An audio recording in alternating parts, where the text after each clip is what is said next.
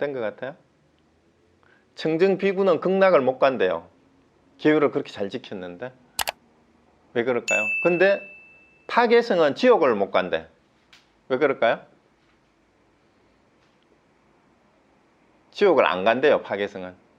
파괴성은 지옥을 안 가고 청정비구는 극락을 못 간답니다. 왜 그럴까요?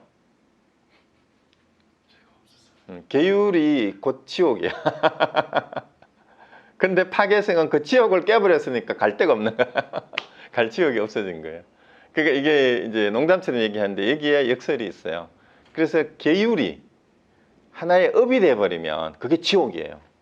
그러면은 깨달음하고는 아무 관계가 없어요. 물론 뭐 단순히 개차법 융통성 있게 뭐 계율이 때에 따라서 지켜야 되고 이런 수준의 얘기가 아니에요, 이거는.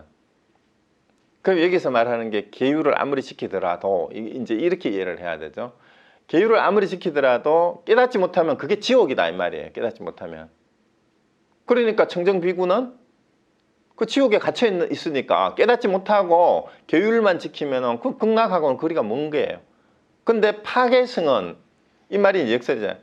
계를 깨트려 버린 사람, 원래 깨트릴 게 없어요, 사실은. 그러니까 파괴성은 계를 다 없애버렸으니까 거기에 매여 가지고 이제 지옥살이를 할 필요가 없는 자유로운 사람이라는 뜻입니다. 그래서 여러분 계도 다 깨야 되고 일체 모든 상을 다 깨야 돼요. 그게 대자유해탈의 길입니다. 그래서 이게 자칫 오해할 여지가 있지만 이제 임재스님의 오늘 말에 비춰보면 계율이라든가 이론이나 형식적인 논리가 깨달음을 가지고 오는 것은 아니다. 그리고 세상에서는 아무리 우리 고목 하나님에서 얘기한 것처럼 계율을 잘 지키고 수행을 잘하고 한다고 하더라도 그것을 잘하는 것, 계율을 잘 지키는 것은 일종의 윤리 도덕하고 관계돼요. 그런 것들을 잘 지킨다고 해서 깨달음이 주어지는 건 아니다라는 얘기예요. 그래서 깨달음은 그런 게 아니다. 그러니까 궁극적으로 해야 되는 것은 정말로 깨달음이 뭔지를 깨달아야 된다. 그게 핵심은 무자성이고 무상이라는 걸 깨달아야 되고 무득, 무지영무득, 얻을 게 본래 없다라는 걸 깨달아야 되는 것. 이 반야사상의 핵심이기도 해요. 그래서 사실 선사들은 이 반야사상의 가르침에서 한 채 어긋남이 없어요. 그것을 말 속에서 삶 속에서 실천하려고 했던 분들이 바로 저는 선사다라고 생각을 해요. 그래서 임재스님은 그 얘기를 하고 있는 겁니다. 그래서 공사상을 철저하게 체화해서 진짜 단 한마디도 붙일 데가 없는 그런 것을 이제 알고 실천한 사람들이 바로 이 임재 같은 그런 선사인 것 같습니다. 자, 오늘 여기까지 하고요. 네, 혹시 또 질문이나 말씀하실 거 있으면 해주십시오. 네. 오늘 그 얘기하는 거는 이게 소리 톤은 괜찮았습니까? 네. 잘 들렸어요? 네, 잘 들렸어요. 네, 다행이네요. 소리는 잘 들렸는데 전달이 됐는지 모르겠고.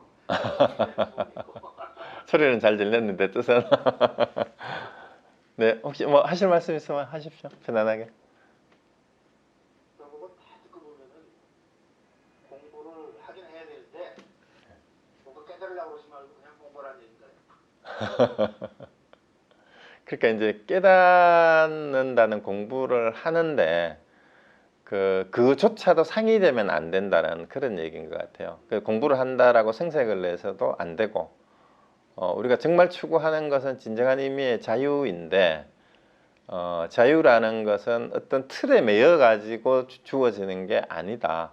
그리고 이제 사람들은 이 깨달음에 도움이 되는 얘기를 하면 그 부처님이 얘기를 했던 깨달은 사람이 얘기를 했던 그 말을 또 적어 가지고 그걸 교리를 만들어요. 그 교리가 독트린이 자기 깨달는 데 도움이 되는 어드바이스일 뿐인데 그것을 도구마화한다는 거죠.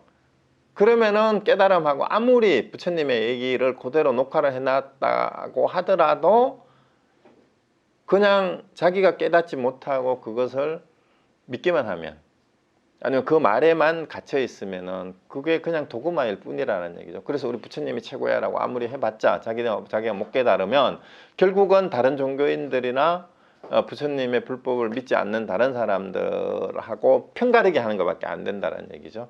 그 다음에 불교계 내에서도 내가 공부를 한다고 폼을 잡게 되면 공부 제대로 안 하는 사람들하고 자꾸 이 편가르기 하게 되고 자기 생색내는 것. 그러면 결국은 교만한 아상만 높아진다라는 그런 경계일 수도 있고, 그 다음에 이게 이제 임재가 스님들한테 하는 얘기잖아요. 출가해서 스님이라고 폼 잡지 마라. 그리고 이게 전부 다 생산 활동을 하나도 하지 않으면서 시주물을 먹고 있고 이렇게 하는데, 그 고마움을 알거든 제발 자리 다툼 좀 하지 말고 신도들한테 절 받고 폼 잡으려고 하지 말고 출가한 이유가 뭐냐라는 거죠. 부모, 자식, 형제와 나라마저 다 버렸잖아요. 사실은 부모, 형제를 버렸다는 것은 세 속에 소속된 모든 지위를 다 버린 게 출가인이잖아요.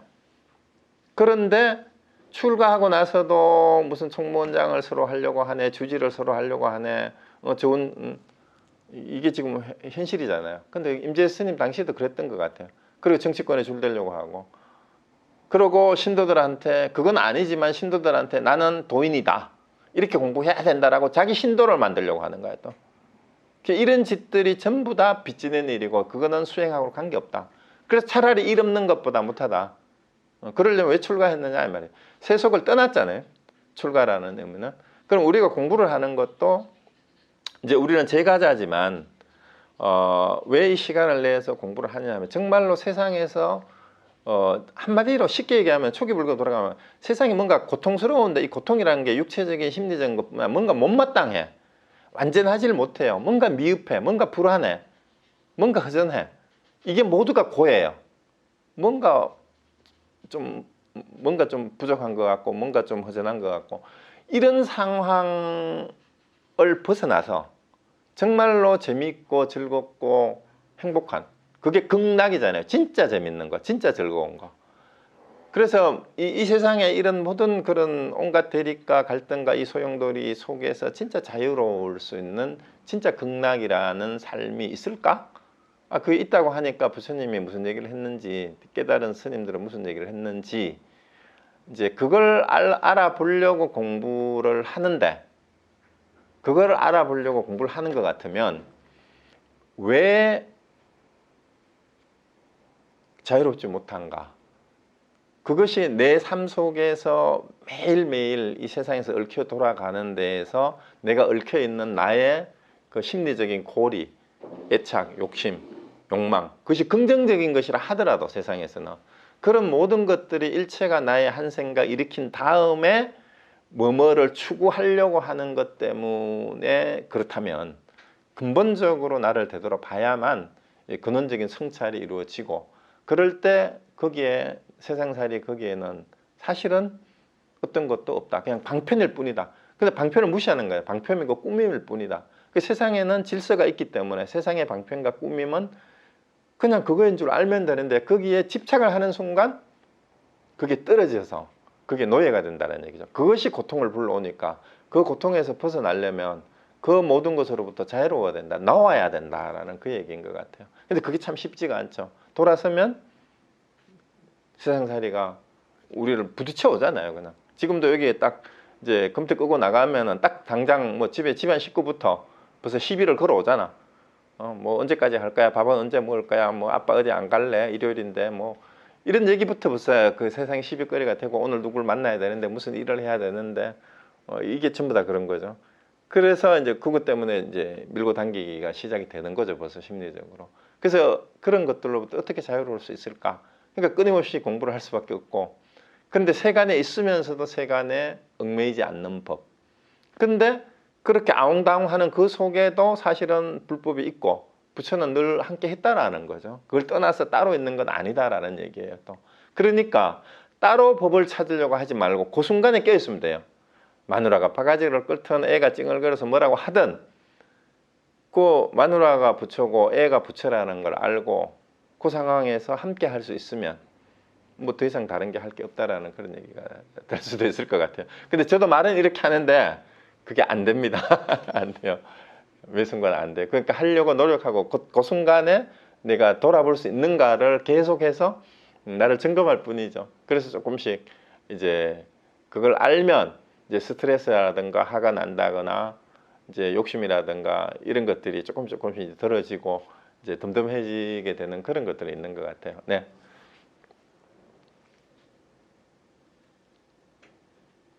네, 뭐 하실 말씀? 모 선생님 손 드신 건가요?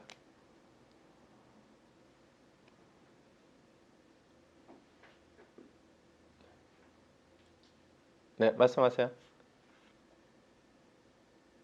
아니요, 없습니다. 아니요. 네, 지금 인터넷 상태가 좀 약간 불안정해가지고요. 네, 말씀 잘 듣습니다. 네. 그럼 윤 쌤도 하실 말씀 없으시면 없으신가요? 마이크. 윤 쌤도 하실 말씀 없으세요? 마지막에 정리를 해주신 부분이 네. 이제 1시간 넘어서 이렇게 강의를 들으면서 좀 마음이 저는 공부를 스스로 이제 많이 안 했다고 생각을 했었고 기간만 들으면서 좀 이 말씀을 통해서 좀 깨달아지는 부분이 있을까 이렇게 계속 생각을 해오고 있었는데 마지막 부분에서 정리를 해주시니까 마음이 시원해지는데요. 아, 그래요? 네. 네, 그래서 순간에 깨어 있으면 근본적인 성찰이 이루어지면서 네. 결국은 그게 답이 아닌가 싶습니다. 네. 세상 속에 있으면서 세상 일들을 계속 고민을 하고 풀어나가고 다 모든 것이 마음에 연결돼서 내 마음에서 일으키고 내 마음에서 해결이 되어야 된다는 거를 항상 느끼면서 명상을 하는데도 끊임없거든요. 근데 네. 이제 오늘 또 이렇게 답을 명쾌하게 주시니 네. 그 순간에 깨어 있으라는 말도 그 말에 계속 깨어 있어야 될 것 같아요. 감사드립니다. 네. 네, 그런 것 같아요. 사실 우리가 보통 이제 명상을 많이 하는데 혼자 하든 아니면 어디 명상센터나 절이나 수행센터에 가서 같이 하는 그 순간에는 잘 되는 것 같아요.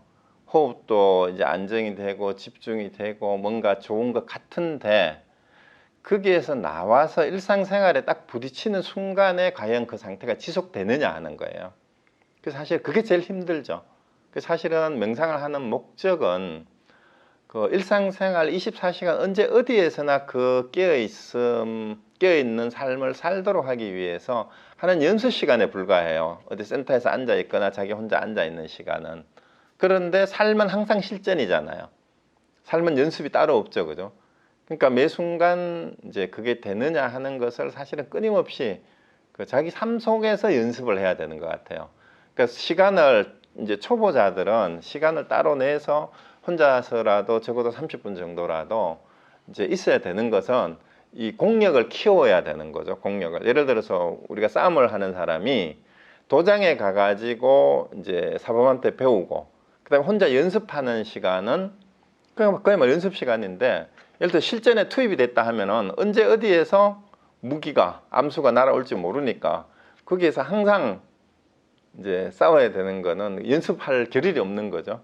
그러면 우리의 마음도 마치 항상 실전에 임해서 언제 어디에서 무슨 사태가 일어나고 어떤 공격이 이제 그 공격이란 말은 내 마음에 일어나는 모든 갈등이나 번뇌가 될 수도 있고 이제 세상에 부딪히는 일이죠. 그렇게 올 때문에 그 순간에도 내가 나를 방어하고 나를 지켜낼 수가 있느냐 깨달음으로. 근데 또 지켜낸다라고 얘기하니까 또 뭐가 되는데 사실 모든 것을 다 내려놓고 진짜 자유로울 수 있느냐 그것을 끊임없이 연습하는 것이 사실은 공부인 것 같아요. 그 삶을 그렇게 사는 연습을 하는 거, 삶 자체가 연습이 되도록 하는 거, 연습이 사. 네, 네, 선생님, 네, 문 선생님. 네, 선생님. 예. 아까 말씀하신 내용 중에 이제 청정 비구는 극락을 가지 못하고 네, 파괴스는 지옥을 못 간다 말씀하셨는데 그 뒷부분을 말씀해 주셨는데요. 앞부분은 청정 비구는 극락을 가지 못하고 네. 라는 말씀이 무슨 뜻인가 생각을 하고 있는데요. 그 극락이라는 게 이 때묻은 생활, 일상생활 속에 있고 그 자체가 극락인데 청정 청정 비구는 그 세가를 떠났다는 상에 잡혀 살고 있기 때문에 등락을 하지 못한다 그런 뜻인가요? 네네, 그렇죠. 우리가 흔히 말하는 청정비구라는 말은 아주 계율을 잘 지키는 비구란 뜻이잖아요. 계율을 잘 지키는. 그러니까 이 계율을 지키는 것만으로는 이 극락을 갈 수가 없는 거죠. 그러니까 청정비구라는 말은 계율에 매여 있는, 이때는 약간 비아냥거리는 그런 거죠. 계율에 매여 있는. 그래서 이제 계율에 집착을 하다가 보면은 즐거움이 없잖아요. 예를 들어서 그냥 상식선에서 이해를 하고 그 다음에 일구로 반절을 하면 돼요. 예를 들어서 우리가 다 성인이잖아요. 성인인데 때로는 이제 우리가 세상에서 손가락질 하는 거를 몰래 끼리끼리 하는 게 더 재밌는 경우가 많잖아요, 사실은. 제가 이런 얘기를 해요. 이제 유치원하고 초중 고등학교의 교칙하고 대학교 교칙이 다르잖아요. 그럼 예를 들어서 초중 고등학교에는 뭐 담배 피우고 술 먹고 연애하고 이런 거 하면은 교칙이 크게 어느 큰일 나잖아, 그죠? 정학도 되고 퇴학도 될 수가 있는데 대학생들한테는 술 담배 하지 마라, 연애하지 마라 이런 교칙 없잖아요. 근데 우리가 정신 수준이 예를 들어서 그렇게 높은 사람에게는 사실은 술 담배 하고 연애하는 게 엄청 재미있잖아, 성인들한테는. 이 재미가 물론 이제 깨달음의 재미하고는 다르지만, 그러면 그 격차처럼 이제 그거는 제가 뭘 얘기하는가 하면은 이제 성인들은 그런 모든 것들이 허용이 됐다라는 것은 그것을 자유자재로 자기가 컨트롤할 수 있고 거기에 적어도 자기 인생을 그것 때문에 망치지 않을 수 있는 자기 뭡니까?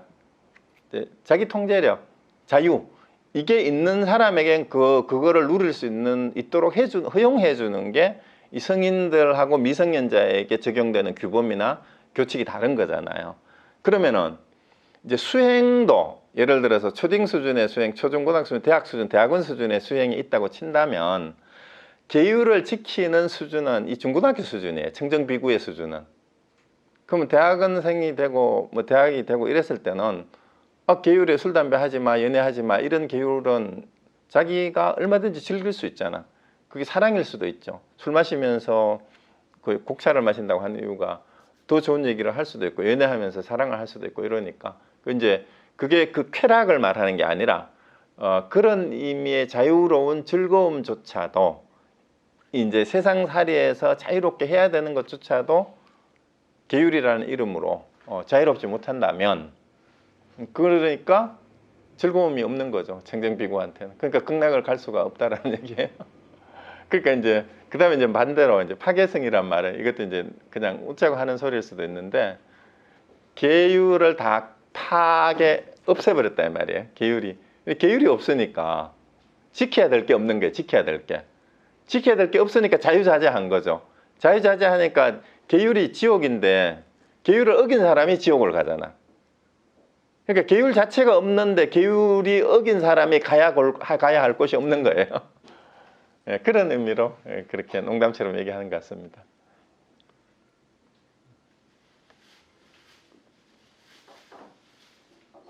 네. 네, 그러면은 또 더 이상 하실 말씀 없으면 오늘 여기서 마치겠습니다. 네, 네, 한 주 잘 보내시고요. 네, 좋은 날 되십시오. 네. 이거 녹음이 됐었나요? 네, 녹음했습니다. 녹음하셨어요? 네. 이것도 녹음했고 음성도. 네, 인사님 뭐 하실 말씀 있으세요? 아쉬움이 남으셨나? 안 나가셔서. 좋았습니다. 네, 혹시 뭐 하두나 이런 거 뭐 말씀하실 거 있으세요? 저기 수미산 공화는 공을 어떻게 잘 들여보세요? 어떠세요? 하고 있는데 하루 100번이 쉽지가 않습니다. 쉽지 않죠. 근데 자꾸 하시다가 보면 이제 그 선생님이 하시는 생각 가운데 자기도 모르게 그 수미산 공안의 틀에서 이렇게 풀려 나오는 그런 경험을 하실 수가 있어요. 그거는 사람마다 다 달라요. 그러니까 어떤 생각이 일어났는데 무엇에 대해서 그게 수미산 공안에서처럼 이것도 내가 괜한 내 생각에 의한 집착일 뿐이었구나 하고 탁 그런 경험들이 올 때가 있습니다. 여러 번 올 수 있어요, 그런 것들이. 그러니까 어떤 뭐 좋은 일이든 나쁜 일이든 어디에 되게 신경이 쓰이는 일이 있을 때 수미산 공안을 공을 들이다가 보면 그것이 어느 순간에 놓여져요. 할 일 없는, 아 이게 할 일이 아니구나, 뭐 그렇게 애달파할 일이 아니구나 하고 그 수미산 공을 하다가 보면 그런 힘이 생깁니다. 그래서 자꾸 한번 해보십시오. 네, 그 삶에 도움이 될 것 같습니다. 생각 순간. 네, 가끔씩 그런 생각이 네, 들리세요? 네, 가끔씩 살면서 네, 순간순간 그런 생각이 많이 들거든요. 이 삶 자체가 네, 그냥 꿈이거나 아니면 네, 그냥 물거품이거나 네, 환상이구나 이런 생각들이 드는데 네. 이런 생각조차도 아니요, 그 생각이 드는 거는 어쩌면 이제 장자의 호접지몽이나 건강경에서 얘기하고 있는 얘기가 이제 스님의 자기 체험으로 이제 어쩌면은 이제 오기 시작하는 것일 수도 있죠.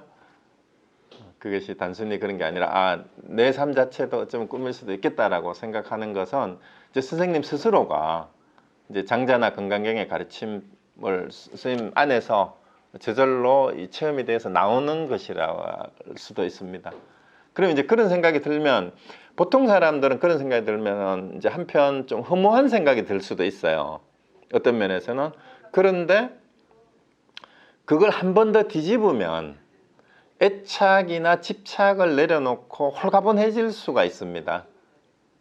예, 그러면 이제 허무주의에 빠지느냐, 진짜 홀가분한 쪽으로 즐거운 마음으로 그걸 지켜보는 이제 그 상황이 되느냐에 따라서 진짜 자유로운 삶으로 가느냐, 아니면은 허무주의에 빠져서 아직은 정확하게 이 세상이 꿈과 같다, 환상과 같다라는 것을 그냥 그 허무주의적인 측면으로 받아들이면은 아직 수행의 길이 아니라 우울증 환자가 될 수가 있어요.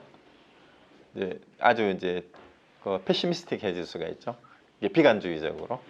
그래서 근데 이제 그것이 한 번 더 나와서 낙관적인 허무주의자가 되면 이제 장자나 건강경의 가르침처럼 그런 삶이 펼쳐질 수가 있습니다. 그러니까 이제 니체가 철저하게 닐리즘의 그 끝에까지 갔을 때 그 반전이 일어나잖아요. 초인에 대한 그 기대로. 어쩌면 초인이 진짜 자유를 꿈꾸는 그런 것일 수도 있어요. 니체한테는. 저는 그렇게 생각을 해요. 그게 이제 우리가 세상이 다 꿈과 같다라고 얘기하면은 정말로 많은 사람들이 서양의 이 실존주의자들 중에도 불교를 허무주의로 이렇게 오해한 그런 사람들이 많아요. 그리고 실제로 학자들 중에도 지금도 그런 사람들이 있습니다, 사실은. 근데 그게 사실 동전의 양면인 것 같아요. 그래서 뭔가 의미를 두고 가치 있는 일이라고 생각했던 것이 허망하게 느껴질 때는 굉장히 허무주의적으로 될 수도 있지만 그것조차도 거기서 한 생각을 한 번 더 돌이켜보면 내가 쓸데없는 일에 집착을 해봤구나. 사실은 그렇게 가치 있는 일도 아닐 수도 있는데 내가 왜 그렇게 내가 집착을 하고 내 모든 것을 걸고 안달을 냈던가 하는 게 딱 반조가 되면 다시 긍정적으로 될 수 있고 그 일을 하더라도 즐겁게 할 수가 있어요. 그리고 어차피 하는 거 그럼 재미있게 그냥 하자, 즐기자 이렇게 되는 것일 수도 있죠.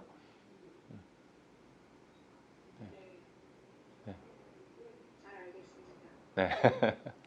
근데 선생님은 제 생각에는 그동안 그 선생님 글에서 이제 비춰지고 느껴지는 건 오랫동안 그런 생각들을 쭉 해오셨기 때문에 그런 부분들이 그냥 와닿을 것 같은데 제 이제 개인적인 이거는 제 소견인데 제가 이제 만나본 사람 중에 여러 유형들이 있잖아요. 직업하고 관계가 있는데 전공하고 관계가 있을 때 예를 들어서 문학을 하는 사람하고 음악을 하는 사람하고 이 미술하는 사람을 제가 이렇게 봤을 때요. 이 공부하기 제일 힘든 사람이 문학하는 사람, 음악하는 사람, 미술하는 사람 중에 어느 쪽일 것 같아요? 네? 문학하는 사람들이 왜냐하면 너무 사변적이라서 생각이 너무 많아. 근데 제가 보기에는 가장 직관적인 사람이 미술하는 사람이에요. 생각을 하지 않고 몸으로 그냥 느끼는 거예요. 받아들여요. 그래서 미술하는 사람들이 의외로 오히려 이런 공부를 더 잘할 수 있어요. 왜냐면 그대로 탁 말이 필요 없잖아요. 근데 음악하는 사람들도 이게 수학적 계산이 들어가거든요. 근데 미술은 그런 계산이 없어요. 그러니까 그냥 추상적인 어떤 그 속에서도 모든 의미가 자기한테는 확 그냥 다 이렇게 와서 그냥 하나가 되는 그런 느낌들이 오히려 그림 같은 데서 그런 거 더 잘 느낄 수가 있잖아요. 그죠? 근데 음악만 해도 이 시간하고 템포하고 리듬과 박자가 있어가지고 이게 흐름이 있어서 이렇게 끌려가는데 그냥 이제 미술 같은 경우 한 장면에서 그냥 탁 그냥 순간적으로 말 그대로 도노 할 수 있는 게 오히려 그림에서 오는 것 같아요.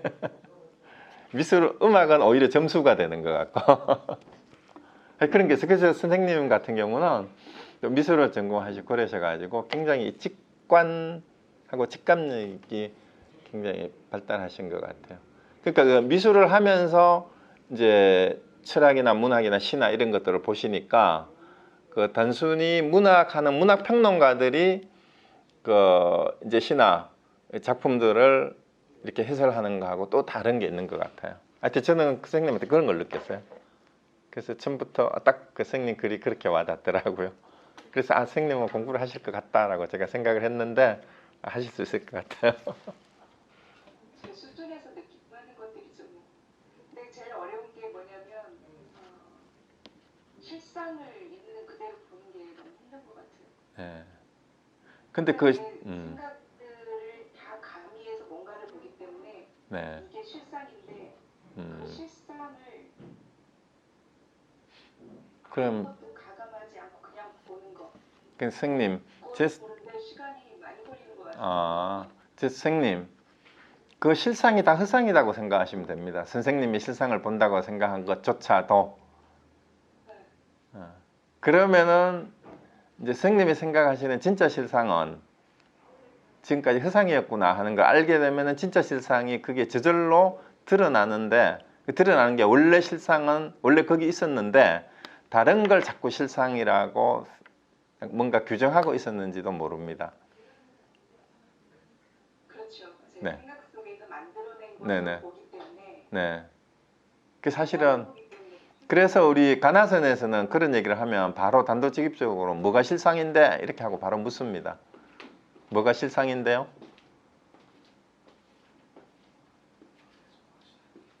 그러면은 임재가 얘기하는 어떤 것이 부처냐, 어떤 것이 도냐, 어떤 것이 불법이냐 이렇게 바로 묻는 거하고 똑같은 거예요. 그럼 뭐가 실상이냐 이러면 할 말이 없어지잖아요. 그럼 뭐가 실상이냐라는 것은 개념으로 설명하면 3구로 떨어지는 거고 뭘 이렇게 드러내려고 억지로 뭔가 감이 왔다 해도 제2구고 제1구에서 어떤 것이 실상이냐 하고 1구로 바로 드러내서 그걸 캐치할 수가 있으면 어떤 것이 실상이냐 이렇게 물었을 때 더 이상 실상, 허상에 대해서 헷갈리지 않을 수가 있습니다. 뭐가 실상이냐 이렇게 물었을 때 그 말은 똥막대기다 이렇게 얘기할 수도 있거든요. 그러면은 선생님이 실상을 바로 보려고 하셨다 했잖아요. 내가 실상을 보려고 했던 그것이야말로 부질없는 짓이었구나 하는 것을 거기서 깨달을 수 있을 때 실상이 거기에 원래 있다라는 걸 그때 확인이 되는 거예요. 그래서 그게 한꺼풀 더 벗겨져야 되는 거죠. 많이 깨달아야 될 것 같습니다. 근데 그거는 이제 위파사나나 자기 수행을 통해서 이제 그냥 자기 명상을 통해서 그게 이제 캐치가 될 수도 있지만 우리 간하선에서는 그런 화두를 가지고 바로 이제 참구를 해서 바로 제1구로 바로 들어가는 방법이 어쩌면은 간하선이에요. 그래서 옛날부터 그 경절문이라 그랬어요. 간하선을. 경절은 지름길 경자. 경절문의 지름길이다. 깨달음으로 가는 지름길이 바로 간하선이다라는 그 얘기가 있는데 그럼 어떤 것이 실상이냐? 그걸 하두로 삼아도 됩니다, 선생님은. 저한테 어떤 것이 실상이냐고 물어보세요. 어느 것이 실상인지. 이게 실상이에요. 그래서 이거를 잘 생각해 보십시오. 그래 거기에서 이 실상을 선생님이 안에서 나는 실상을 알았다라고 정말로 확신이 들 때 제가 이게 뭐죠? 팬이죠. 네? 펜이에요? 그러면은 아직 실상을 모르신 거예요. 그 이목고 하두가 그거예요. 이목고 하두 아시죠? 몰라. 아니 그런 하두가 있는 걸 알죠. 이목고라는 하두가 있는 걸. 예. 그러니까 똑같은 거예요. 그러니까 이 실상을 이제 선생님이 어떤 대상의 실상을 알려고 한다면 이거는 선생님의 밖에 있는 거죠. 이거는 밖에는 실상이 없습니다. 근데 선생님이 실상을 보려고 하는 것은 인간관계에서의 어떤 실상, 관계의 실상, 아니면 세상의 어떤 현상에서 찾으려고 하는 실상. 그건 바깥에 있는 거니까 그건 진짜 실상이 아니에요. 그건 찾아지더라도 아까 말씀드린 제3구의 어떤 한 측면일 뿐이에요. 네. 이제 그거는 제가 분명히 말씀드릴 수 있어요. 선생님 생각하는 대상의 실상은 예를 들어서 학문적인 뭐 물리학의 어떤 법칙을 찾아내는 그런 이론이라 하더라도 노벨상감의 어떤 뭐를 새롭게 발견을 했다 하더라도 그거는 대상이지 실상이 아니에요. 네. 그래서 그 실상의 의미가 다시 그래서 밖에서 찾지 마라. 임재록의 첫 번째 계속 반복한 얘기가 그거잖아요. 실상은 밖에 있지 않습니다. 네. 노벨 물리학상, 화학상의 어떤 원리를 발견했더라도 그것은 실상이 아니에요. 왜냐하면 그건 가설이에요. 과학에서는 새로운 증거나 새로운 조건이 나타나면 언제든지 바뀔 수 있는 가설이 과학에서 진리잖아요. 그러니까 세상살이는 다 그런 거예요.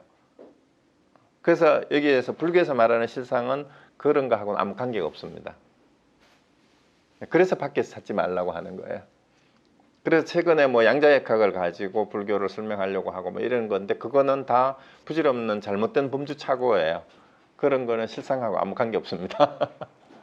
유사한 논리 패턴은 있는데 그건 아니에요.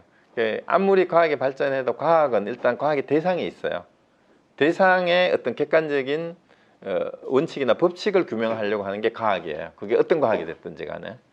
근데 여기서 불교에서 말하는 깨달음이나 진리는 대상에서 찾아지는 진리가 아닙니다. 그게 밖에서 찾지 말아요.